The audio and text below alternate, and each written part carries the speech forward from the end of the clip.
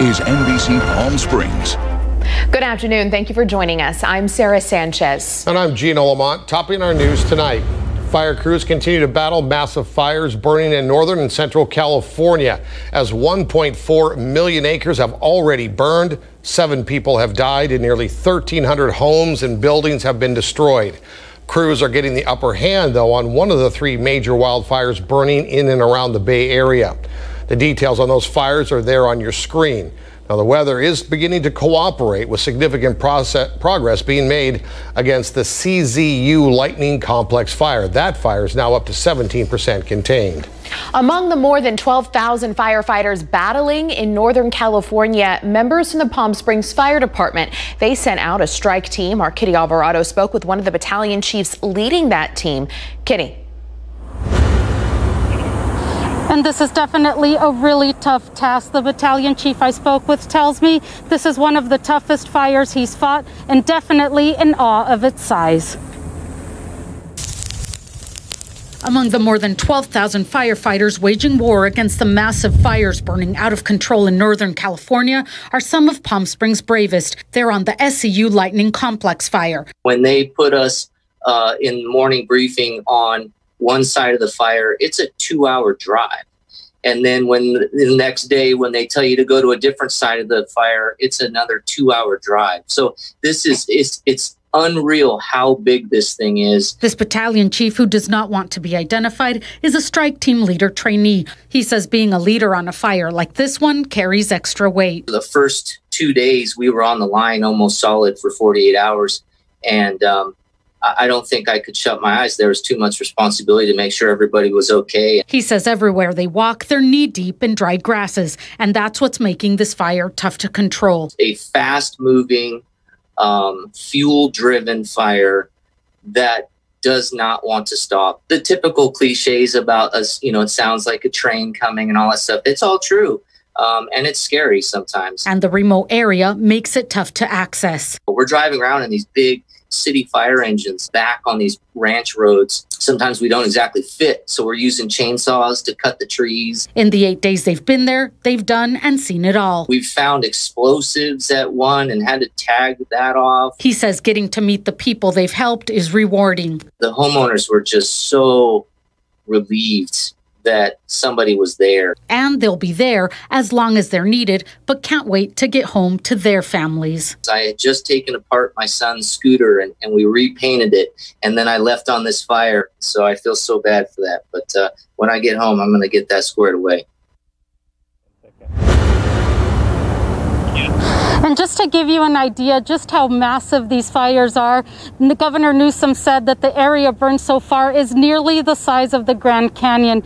We definitely wish all of the brave men and women fighting on the front lines a very safe firefighting day and night there, and hopefully they get home really safe to their families. Reporting live in Palm Desert, Kitty Alvarado, back to you in the studio. All right, thank you, Kitty. California fire crews are asking for all the help they can get. Teams from 7 different states are already on their way to help out. Crews from Utah to Texas and even Australia, all within the next couple of weeks, will be arriving here in California so our crews can hopefully get some relief. The county will now offer financial assistance for people impacted by the pandemic. The Board of Supervisors has approved $4 million for low-income residents. It will help with things from job training to home placement assistance. People can either qualify for an 8-week or a 12-week program.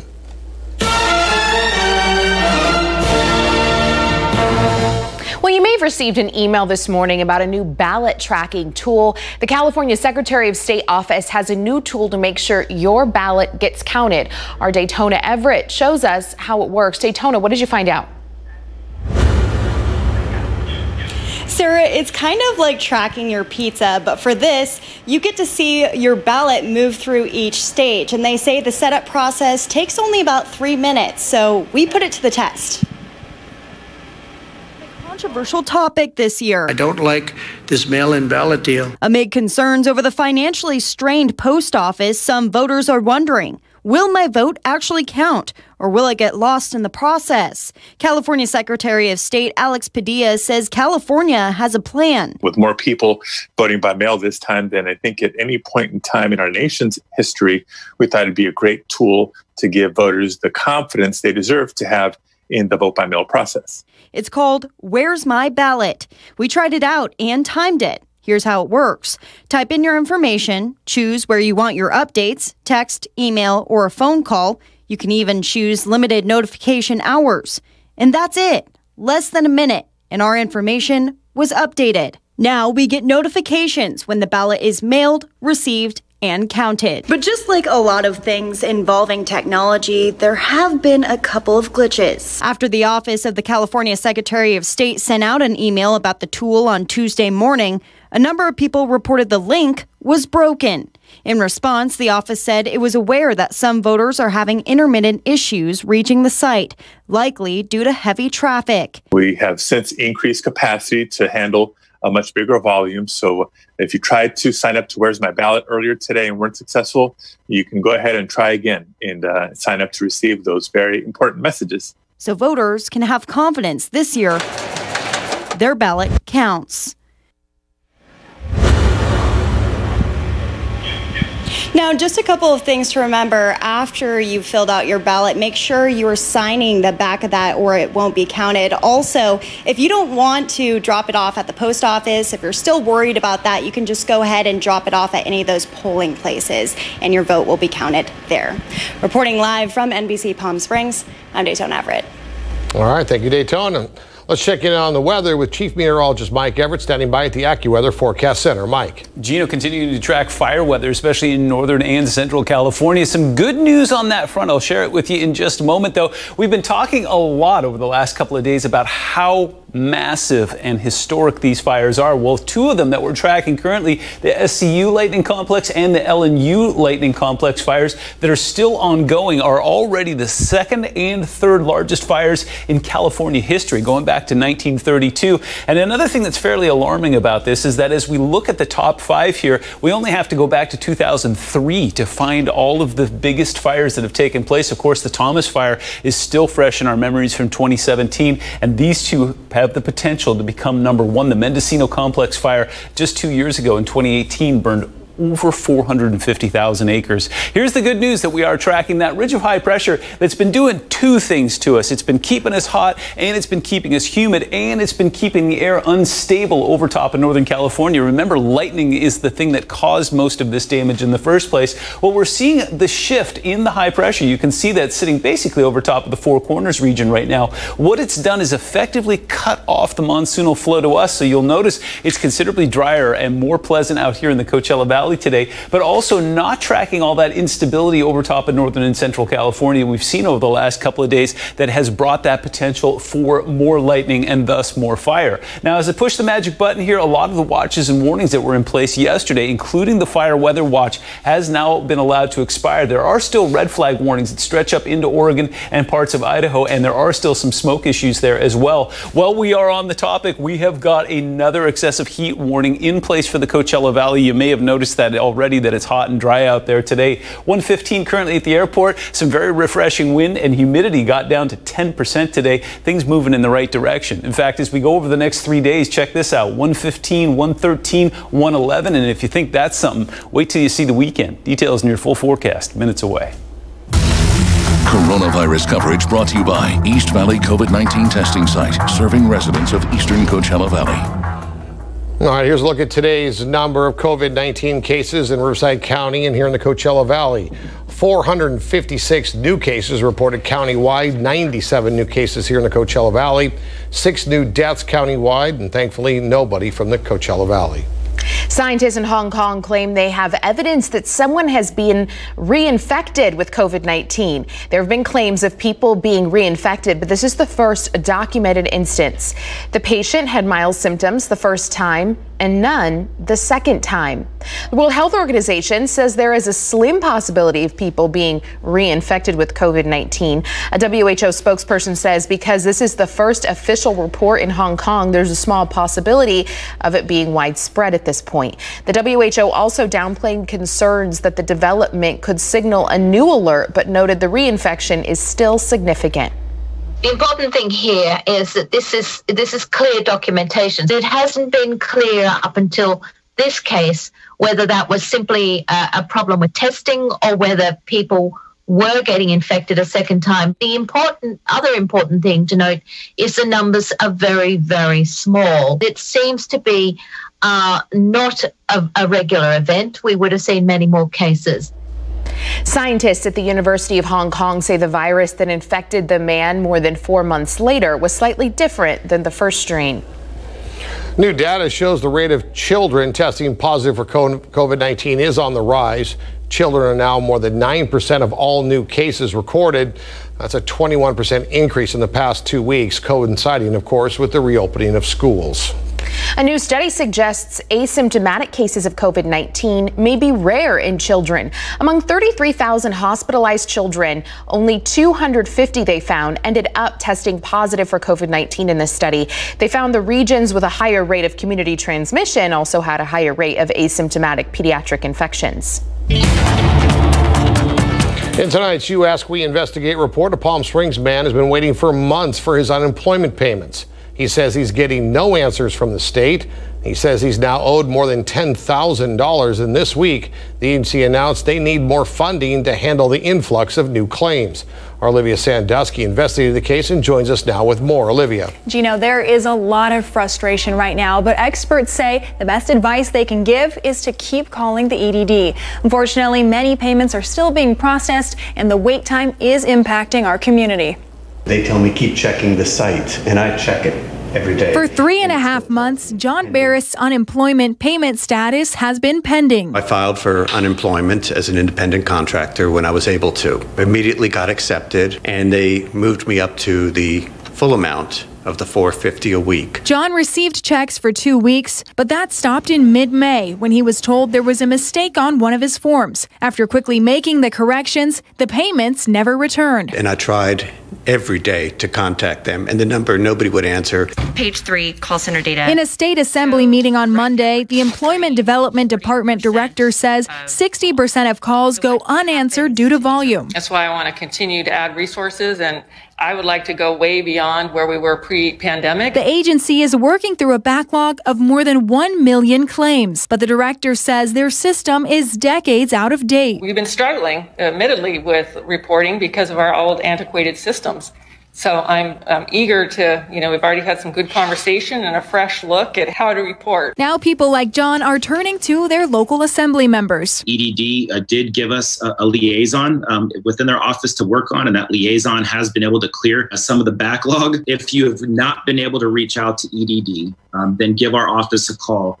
And let's see if we can do what we can do to help you. But with over $14,000 still pending, John says he can't afford to wait. I don't want to get to a point of being in a foreclosure on my home, and I'm doing everything I can to work, but yet, we're in an economy that's just unprecedented.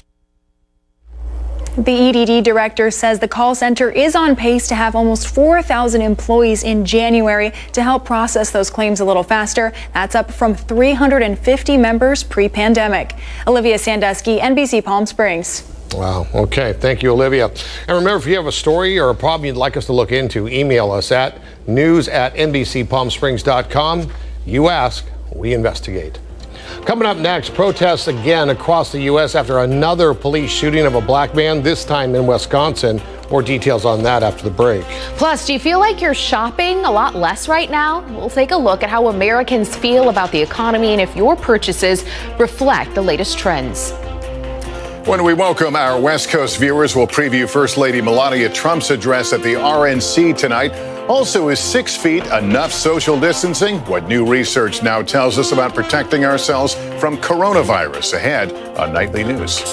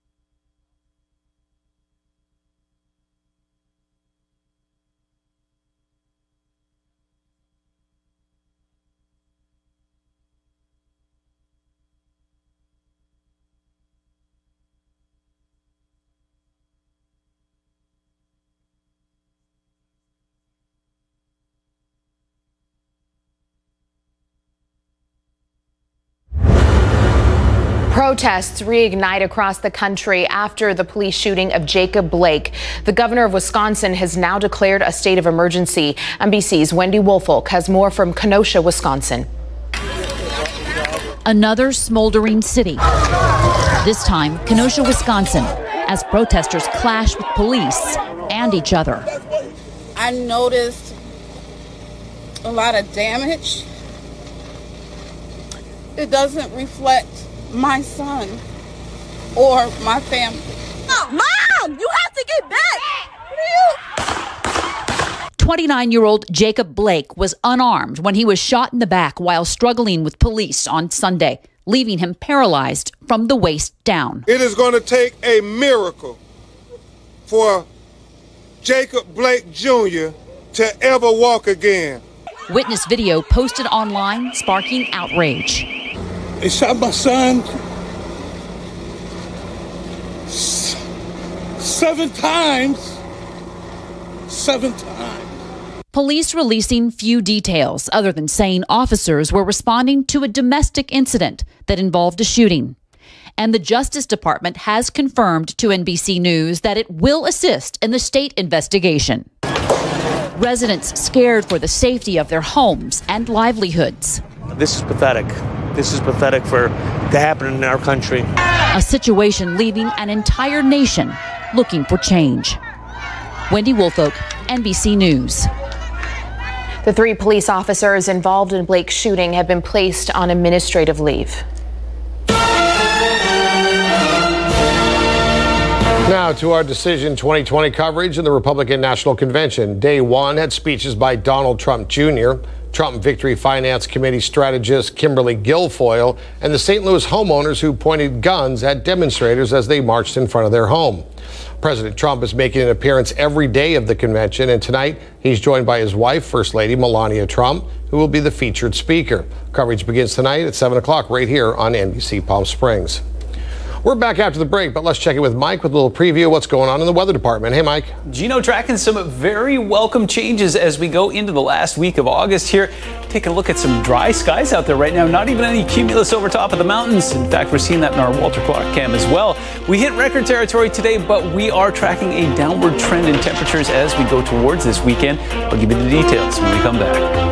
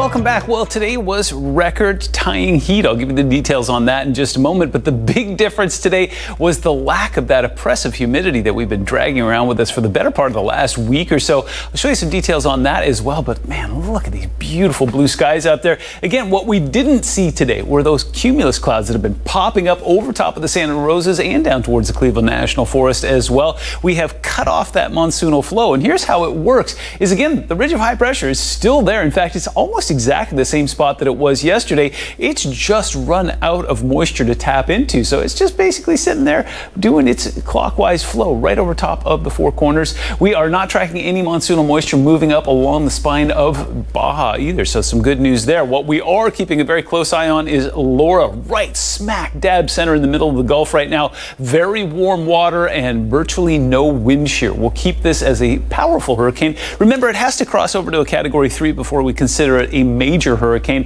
and forecast models are undecided on that. The 5 o'clock update that came out this evening has it holding together as a 2 and then encountering a little wind shear right about here. So it may hold 2 status, but right now they're saying there is the potential for that to become a Category 3. That is a major hurricane. That would be really literally right in between New Orleans and Houston there. So the good news, if there is any, is that it's not a heavily populated area like places like Galveston, Houston, and New Orleans are. Marco is now just a post-tropical cyclone causing some issues there. It'll get picked up and whisked off towards the east here over the next 24 hours. So here's what we're looking at as far as Laura goes. Once it makes landfall, it'll get picked up by the jet stream and then pulled across the Mississippi River Valley there as a post-tropical low. Looks like it could bring a lot of rain with it, and winds will stretch easily a couple hundred miles inland. When it makes landfall, we're expecting that to be Wednesday night into Thursday morning. You'll see those winds continue very strong for about another 200 miles there into Thursday evening, but it's really the storm surge that's the big issue.